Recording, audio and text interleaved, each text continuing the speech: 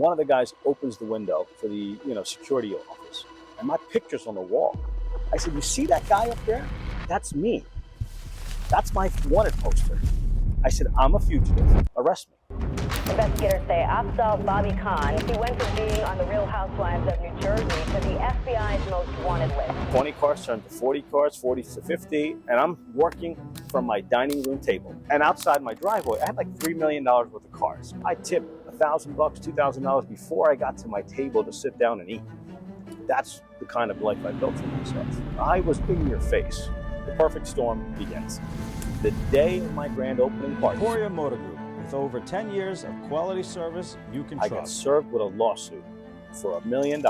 I said, if I go to the FBI, he goes, "You go to the FBI, there's going to be press out here tomorrow because you throw parties with celebrities. You get celebrity clients." He goes, "You appear on reality TV shows." He goes, "Your name is destroyed tomorrow."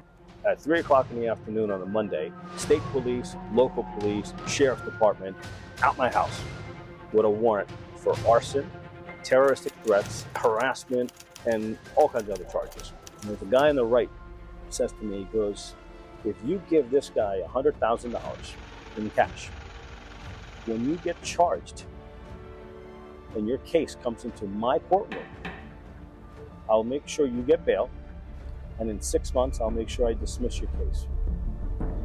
That man right there was a judge. And I walked out of there, I grabbed my lawyer by his neck, and I slammed him up against, there was a 911 Turbo parked there. I said, "But at this point, I don't know if this is a setup or if this is real. But either which way, I'm screwed." He said, "Bobby, do you know any non-extradition countries? Your life as you know it just ended." I said, "I got a wife, I got kids, I got everything." He said, "You got nothing." At 2 o'clock that morning, while the FBI is watching my main house, I had a Yukon in the house next door, and I pulled out that Yukon, and I got in the Yukon, and I drove to Canada. That was the longest drive home. It's like when you're about to face the executioner.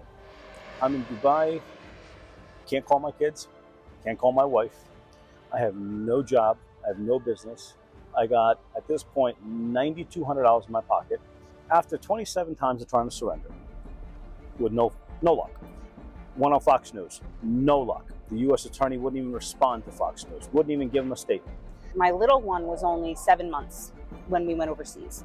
Sophia was 5 when we went. She had just started kindergarten. We were struggling so bad, so bad. I was putting rocks in water bottles for my baby to play with. I had to make them clothes because I couldn't buy them clothes. That was a long 5 years. I walked into an embassy. I'm a fugitive from justice. I'm here to surrender.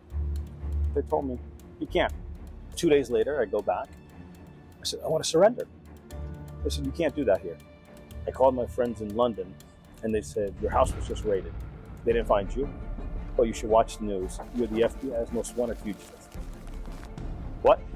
People look at him and they see what I saw when I met him. You know, but that's what he puts out. You think you know this man? You have no fucking clue. They finally called me and they said, "Go inside." I go inside, they buzz me in. This is now at this point 4 p.m. I sit down, it's an empty embassy, and people are walking back behind the passport windows looking at me. They take me into an office, and it's 2 FBI agents, complete fucking morons, look at me and say, "What do you want?" Now, I'm an asshole when it comes to stupidity. If you're dumb, I'm gonna let you know you're dumb. I don't sugarcoat anything. I'm not politically correct. And I said, "You guys really live up to your name." I said, "You guys are idiots. I'm a fugitive. This is U.S. soil. Fucking arrest me. Do I have to spell it out for you?" And I know there's a camera recording you right now. Now I'm being animated for this because I'm like, I want to embarrass these guys. I said, "Arrest me."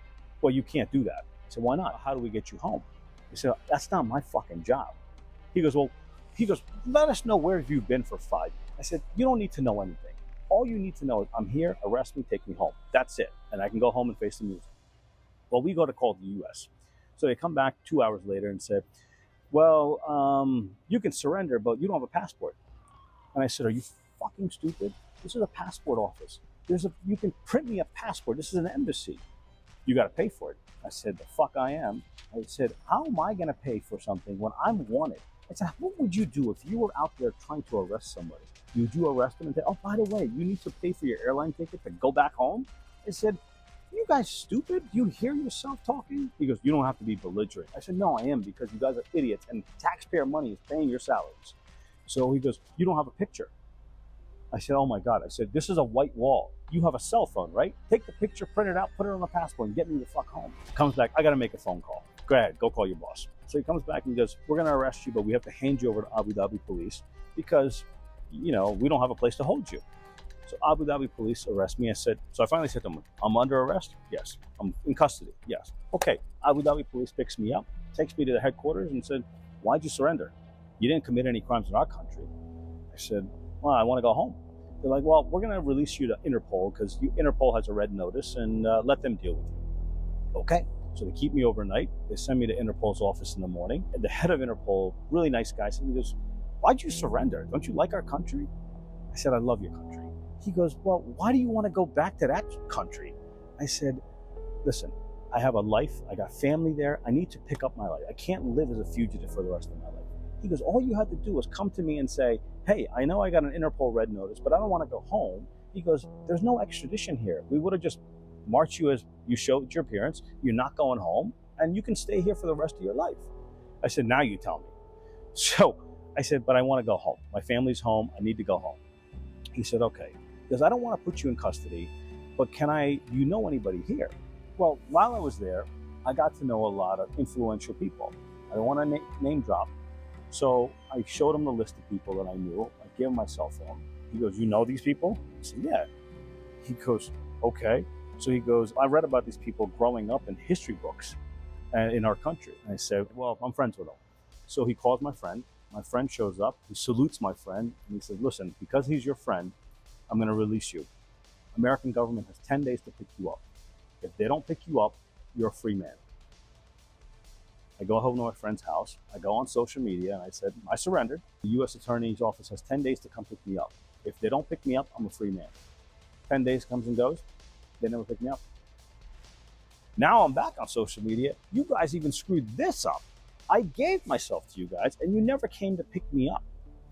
Now, more times goes by, and then finally, I guess they woke up and said, we're going to pick them up.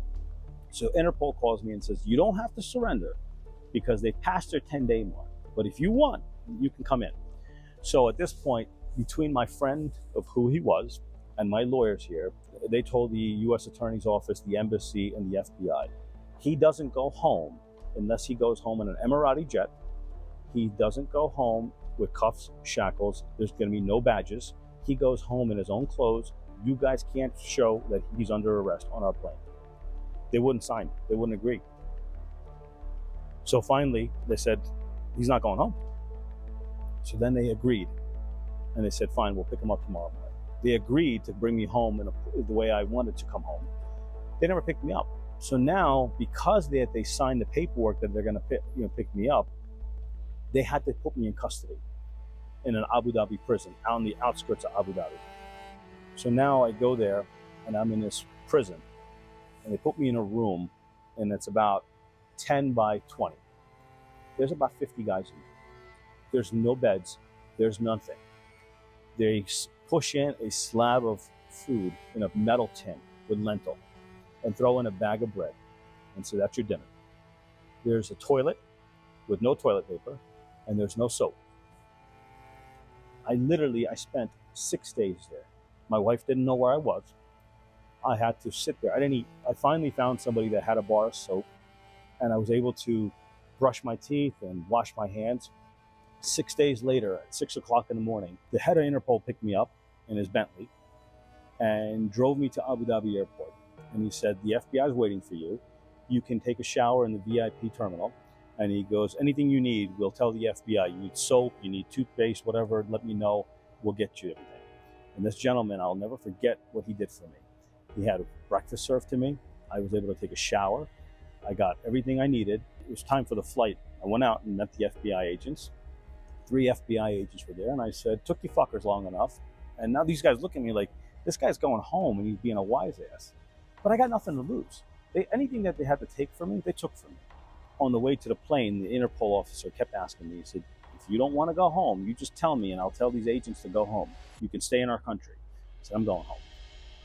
Got on the plane, landed at JFK Airport, got out. When I walked out of JFK Airport, they cuffed me. They put me in a black Sprinter van, and they took me to a processing center. And then they took me to Newark jail, and I had my first court appearance the next day. So now at this point, I don't have any lawyers, because my lawyer's in Alabama. He can't get there in time because he doesn't know when they're going to come get me. So they send me a public defender. And the public defender walks up to me and says, the prosecutor has an offer for you. If you're willing to plead guilty today, he'll give you 10 years. I said, you don't even know my case. Get the fuck out of here. She said, well, that's a good deal when you're fair. I said, you don't even know my case. That's a good deal? I said, you're not going away for 10 years. That's my freedom. You know how long 10 years is in prison? I'm not going away for 10 years. And I said, just go, do my first appearance. And the judge looked at me and within 5 minutes said, no bail, you're a flight risk. We had talked about wanting to be in Vegas for a long time. And it just kind of felt like, yeah, he was going away, but if we waited, it would have been, it's like something always comes up. Okay, so we'll wait a year till you get out. Oh, now this happened, let's wait another year. And then we never would have left. You know, between going overseas by myself with the kids and moving out here by myself with the kids, it's like, it's trying. It's trying. You know, but through everything, I've only had 2 breakdowns where I got mad at him. 2 breakdowns, that was it. The first one, when I was going to London, I stopped at the cemetery to see my son. And I just got so mad. I got so mad. And at this point, I didn't know how long I was going to be in London. I kind of figured 2-3 weeks. But I was at the cemetery every day. Every single day without fail. Rain, snow, didn't matter. I was there. And I got so mad and I said, I hate your dad right now. I hate him because we're going through this and now I have to get away because I need a break. I need a break. I have to get away and I'm not going to be able to see you for a few weeks.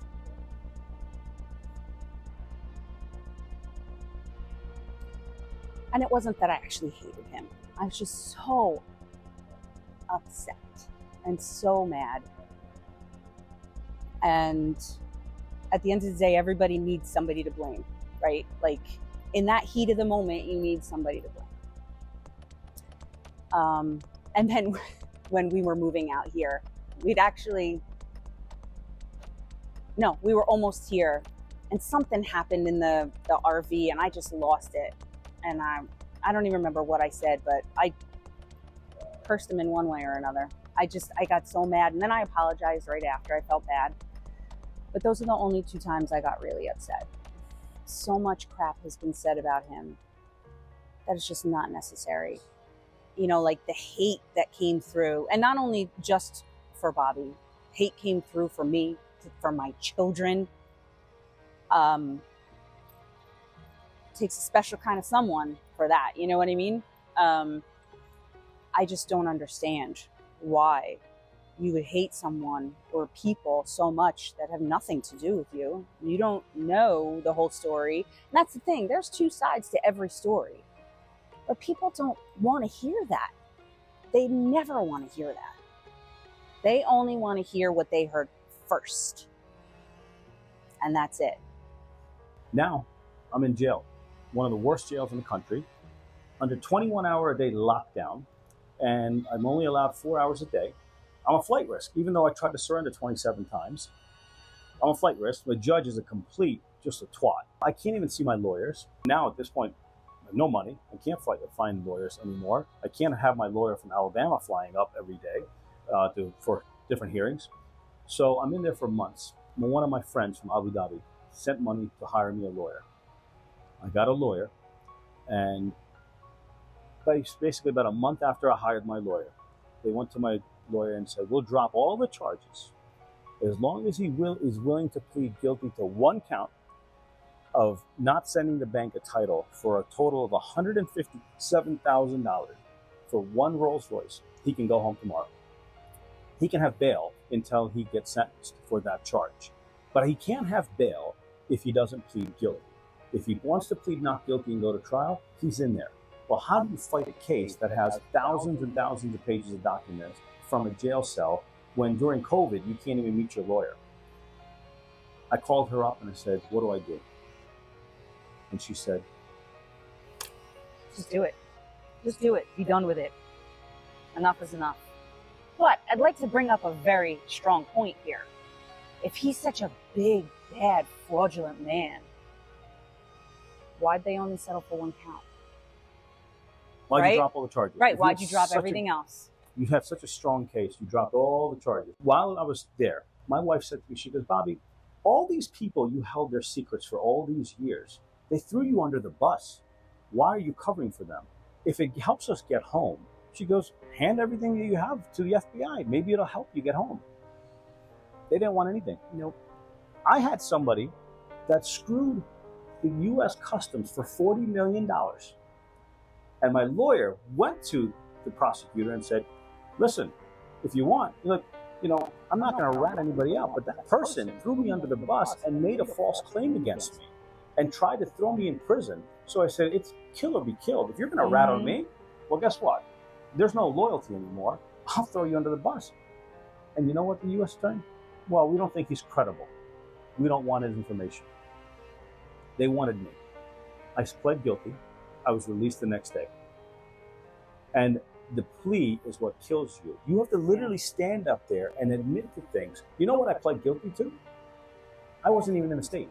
I was in Las Vegas. Yeah, we were here on vacation. When that deal was done, I was in Las Vegas. But I had to plead that I did that deal and I was wrong. So I pled guilty. I was supposed to be sentenced 3 months later and get either time served or maybe a couple months. Well, I was on house arrest for 3 years on an ankle monitor. I couldn't work. I couldn't do anything. We had to live in the smallest little apartment you can ever imagine to survive.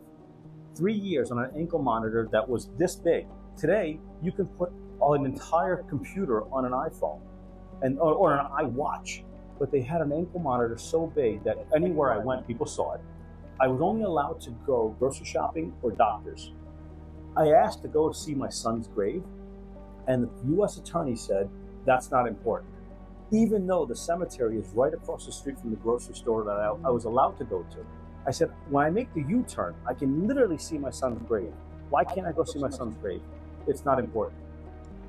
I had to beg permission to go see my son. So while I did that, I stayed on house arrest. After 3 years on house arrest, I go to court to get sentenced. And the judge says to me, now I don't apologize. I'm not going to grovel. I'm not going to grovel in front of another man. He's a man just like me. And I didn't want to. But my lawyer's like, you're going to have to stand up and say something because you pled guilty. You're going to have to do something. So I wrote this little half-hearted statement. But that judge stood there and told me to stand up so I can be sentenced. Never asked me for my statement. The prosecutor jumped up and said, Your Honor, you have to allow him to it. And that showed me that day that this justice system isn't based on compassion. He had already made his decision. That judge never took the time to get to know the case because we showed over and over again all the false claims. Nobody cared. And the judge looked at me and he said, I'm sentencing you to 24 months in prison because you haven't learned a lesson yet. Losing my home, losing my business, losing my freedom, losing all this wasn't a lesson enough. He sentenced me to 24 months in prison, and he's going to give me credit for the 8 months that I served, and I had to go report to a federal prison. I felt like it was total bullshit. Like, enough is enough already. He hasn't learned his lesson. He shouldn't have been on house arrest for 3 years. It's not his fault that his judge's kid got shot. So then he had to be assigned to another judge. Then the prosecutor kept making up BS after BS after BS to extend everything over and over. And it was also that he could punish him. When I came home, my lawyer went to the prosecutor and said, what are you looking for? How much of a pound of flesh are you looking for? And he said 5 years. But he knew he would never get 5 year sentence from me. So the only way to get the 5 year sentence was to keep me on house arrest for 3 years and have me go to prison for 2 years. And that's how he got his 5 years. That was a very somber day. That took a toll on the kids big time, especially the little one. She was not taking it well at all. It was difficult because I didn't know when I was going to see him again. I didn't know how visitation worked. I didn't know, could I do that?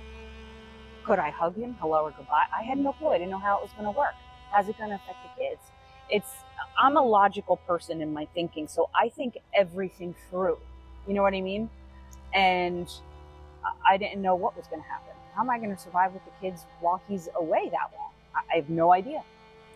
You know, so even surrendering to prison was a problem. I wasn't allowed to surrender to prison unless I got vaccinated. I refused to take the vaccine. And they said if I don't take the vaccine, they were going to put me in a higher security. So I was going to be classified where there's rapists and murderers and all those people are there. I'm a white collar guy. So I was forced to take both vaccines in order to surrender to prison. I surrendered, and obviously you don't know what you're expecting. But like anything else, I faced it head on. I went to prison. I did my time. They kept me there 4 months longer. But like anything else, I get acclimated. So 2 days after I went to prison, I asked them, I said, are you looking for a cook? And I grew up working in my dad's restaurants. And the guy said, you want to cook? I said, yeah, because I knew it would keep me busy, but it would also, when you work in the kitchen, everybody loves you because you make the food. They're not going to piss off the guy that makes the food. So I worked in the kitchen, I started washing dishes, and then a month later I became a cook. And I cooked and I worked from 5 o'clock in the morning till 5 in the evening every day. Lost 50 pounds that I had gained on house arrest. I walked the track, and they nicknamed me the Iron Chef. And I got out of prison. They kept me there 4 months longer because they kept saying they misplaced my paperwork. I have said this, God, I don't even know how many years. This man was made for success. Just because he fell doesn't mean he failed. He is made for success. And he just emanates, and he attracts all these different kinds of people. He is made to be up on a stage or in an office, something like that. It's like his aura demands attention. You know what I mean? It's not something he can control. He's just born like that. And during that time, I realized our country's screwed. Our justice system is flawed. There's too many overzealous prosecutors and judges. There needs to be change. And at that point, I finally realized what I should have realized when I was 24 years old fighting the system. And I saw what's happening in the world with other people. And I started paying attention to everything else. And I said, these prosecutors thought that they're going to knock me down and say I'm a felon and I'm going to go into some corner and hide. But I'm done. I'm not. Now I'm going to come back and fight with vengeance. And I'm going to do something to make a change. I'm going to run for Congress in the United States from Nevada. I love it. They thought they can get rid of me. They thought they would toss me away. I'm going to own my story. I'm a convicted felon, and I'm going to run for Congress. And I'm going to change this justice system. I'm going to change it for the better. And there's ways I have a whole plan.